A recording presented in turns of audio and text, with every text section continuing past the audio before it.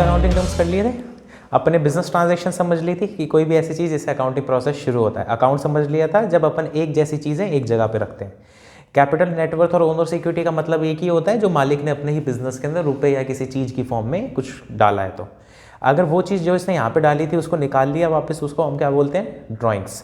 तो अपने उसके बाद में किया था लाइबिलिटीज़ करी थी। लाइबिलिटीज़ यानी अगर किसी बंदे को किसी बंदे के ऊपर कर्ज चढ़ा हुआ है या फिर उसने किसी को पैसे देने हैं तो इसको हम लाइबिलिटी बोलते हैं। लाइबिलिटी दो तरीके की हो सकती है, इंटरनल लाइबिलिटी और एक्सटर्नल लाइबिलिटी।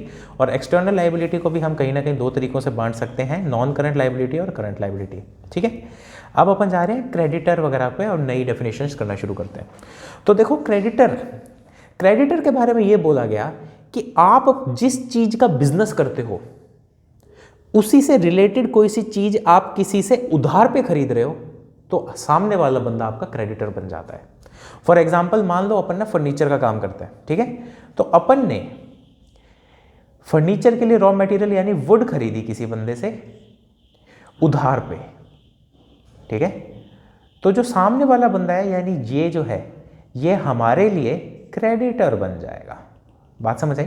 इसमें सबसे इंपॉर्टेंट चीज़ जो तुम्हें ध्यान रखनी है, पहले को तो उधार देता है वो सामने वाला बंदा, और दूसरी चीज़ हमारे बिजनेस से रिलेटेड, हमारे मेन धंधे से रिलेटेड अगर हम कोई सी चीज़ खरीदते हैं उधार पे तो ही बनता है वो क्रेडिटर। ठीक है, तो क्रेडिटर ने ये बोला, क्रेडिटर एक ऐसा आदमी होता है जिससे हम गुड्स खरीदते हैं क्रेडिट पे, यानी हमने उधार पे गुड्स खरीदा। सर ये गुड्स क्या होता है? गुड्स का बेसिकली मतलब है ऐसी चीज़ जिससे आप बिजनेस करते हो। फॉर एग्जांपल, अगर हम फर्नीचर का काम करते हैं तो वुड, नेल्स, हथौड़ी, ये सब हमारे लिए गुड्स वगैरह बन जाएगा। तो आगे इसने कहा कि अगर ये जनरली हमने देखा गया है कि जो भी क्रेडिटर होता है ना उसको हमने 12 महीने के अंदर अंदर पेमेंट करनी होती है। सीधी सी बात है, कोई भी आपको 1 साल से ज़्यादा के लिए माल उधार पे नहीं बेचता। अगर आप कोई सूट भी खरीदने जाओ, कितना भी भला जानकर क्यों ना हो, 1 साल से ज़्यादा के लिए उधार नहीं देता। तो हमने ये देखा, अकाउंटेंट्स ने देखा कि क्रेडिटर जनरली 12 महीने या 12 महीने से कम के अंदर अपना पैसा वापस चाहता है। और हमने किया था, अगर कोई सी भी चीज़ 12 महीने से कम की है तो हम उसे क्या बोलते हैं? Current liability. ठीक है, अब अपन डेटर की बात करते हैं। क्रेडिटर में अपन ने माल खरीदा था उधार पे, डेटर को अपन माल बेचेंगे उधार पे। बात समझ आई? तो इसीलिए अगर हम सेल करते हैं गुड्स की क्रेडिट पे यानी उधार पे तो हम इसको सामने वाले को डेटर बोलते हैं। याद रखना, क्रेडिटर या डेटर इंसान को बोला जाता है। ठीक है, आगे इसने बोला कि अगर कोई सा भी डेटर है उसको भी हम इसी उम्मीद से माल बेचेंगे कि 12 महीने के अंदर अंदर हमें उससे पेमेंट लेनी है, इसलिए हम ये बोलते हैं कि debtor is a current asset. ठीक है, हाँ जी। अपने ऐसे सीधे ही बोल देते हैं ना कि क्रेडिटर है वो तो वो होता है जिसको अपनों ने देना है। हाँ हाँ, और डेटर है हाँ वो है जिससे अपनों ने लेना। बिल्कुल सीधी सी बात है। अपन, तुम बेसिकली ये बोलो ना कि सर अगर अपन ऐसा बोल दें कि क्रेडिटर वो है जिसको अपन ने कोई सी चीज़ के पैसे देने हैं और डेटर वो है जिससे अपन ने पैसे लेने हैं, बिल्कुल सही बात है। ठीक है, लेकिन इसको मैंने सीधा सा इसलिए नहीं बोला क्योंकि देखो, जरूरी नहीं है आप उधार पर सिर्फ और सिर्फ गुड्स ही खरीदो। मान लो फर्नीचर खरीदा, इसलिए ये कॉम्प्लिकेटेड बताना ज़रूरी था कि सेल ऑफ गुड्स और सेल और परचेज ऑफ गुड्स के बारे में, क्योंकि अगर आपने फर्नीचर उधार पे खरीदा तो वो आप उसको सीधा क्रेडिटर नहीं बोलोगे, तो आप उसको बोलोगे क्रेडिटर फॉर फर्नीचर। ये कॉम्प्लिकेटेड बात हो गई, लेकिन ये डिफरेंस आएगा, इसलिए हम सीधा एग्जैक्टली ये वैलिड नहीं है। ठीक है, सेल ऑफ गुड्स और वो सब आएगा।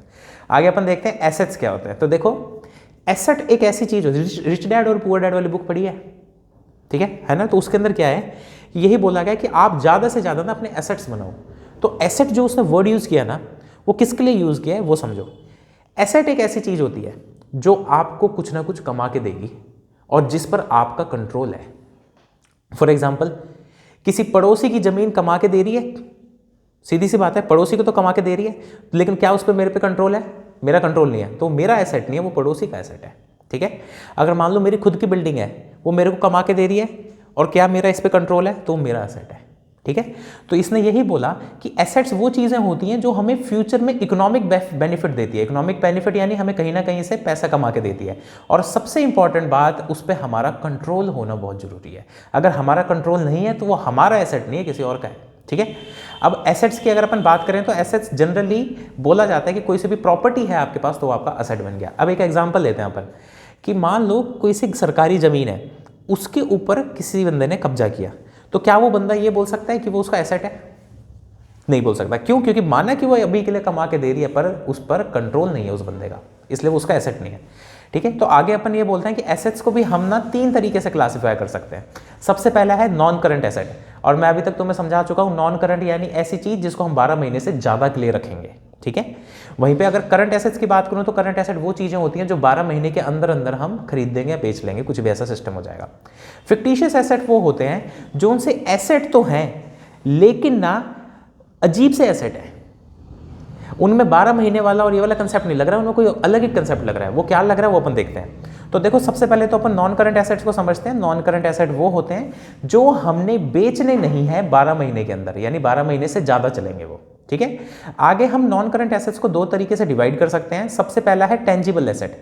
टेंजिबल एसेट वो होते हैं जिनको अपन तपाक से छू सकते हैं, जिनको हम टच कर सकते हैं, जिनको हम फील कर सकते हैं। फॉर एग्जाम्पल, क्या मैं इस पेंसिल को टच कर सकता हूं? तो ये टेंजिबल एसेट है।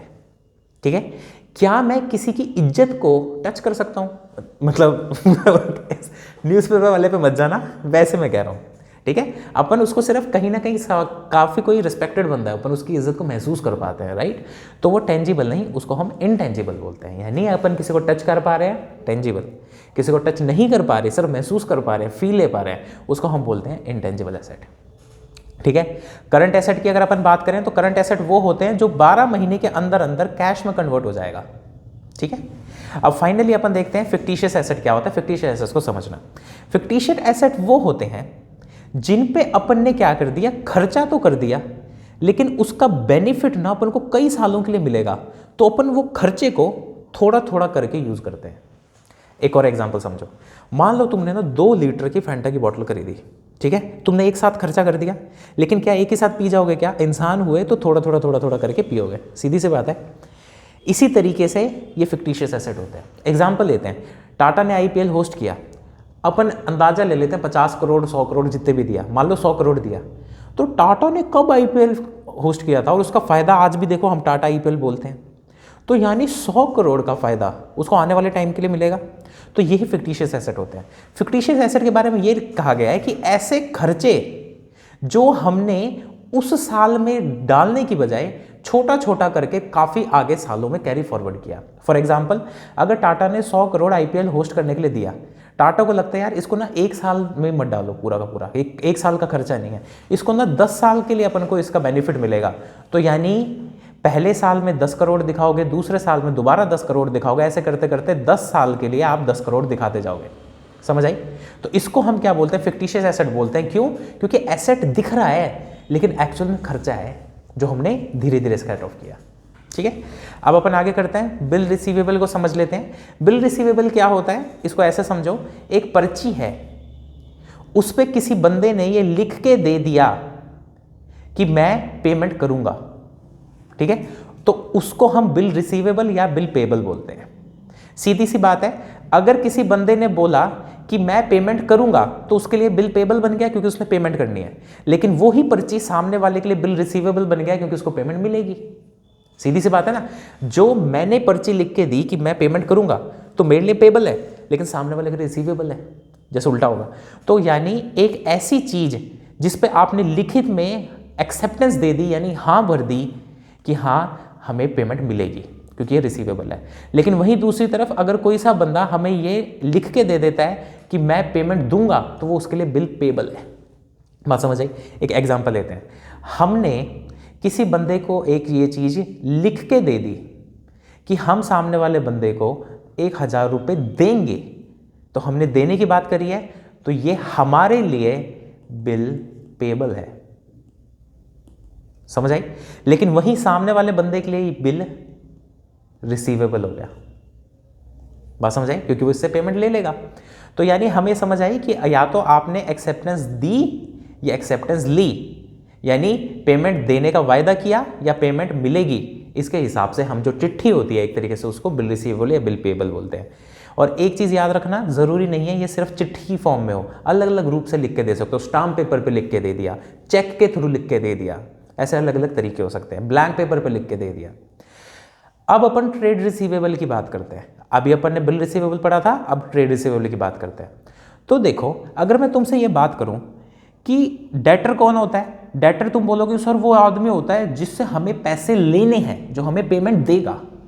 और अगर मैं बात करूं कि बिल रिसीवेबल क्या होता है, तो बिल रिसीवेबल वो पर्ची है जो हमें पेमेंट देगी। तो यानी वो आदमी और वो पर्ची, इन दोनों को जब मैं ऐड कर देता हूं ना, तो वो ट्रेड रिसीवेबल बोला जाता है। बात समझ आई? यानी डेटर वो इंसान है जो हमें पेमेंट देगा, बिल रिसीवेबल वो पर्ची है जो हमें पेमेंट देगी। तो मैं इन दोनों को अलग अलग ना बोल के दोनों को प्लस करके जो बोलता हूं उसको हम ट्रेड रिसीवेबल बोलते हैं।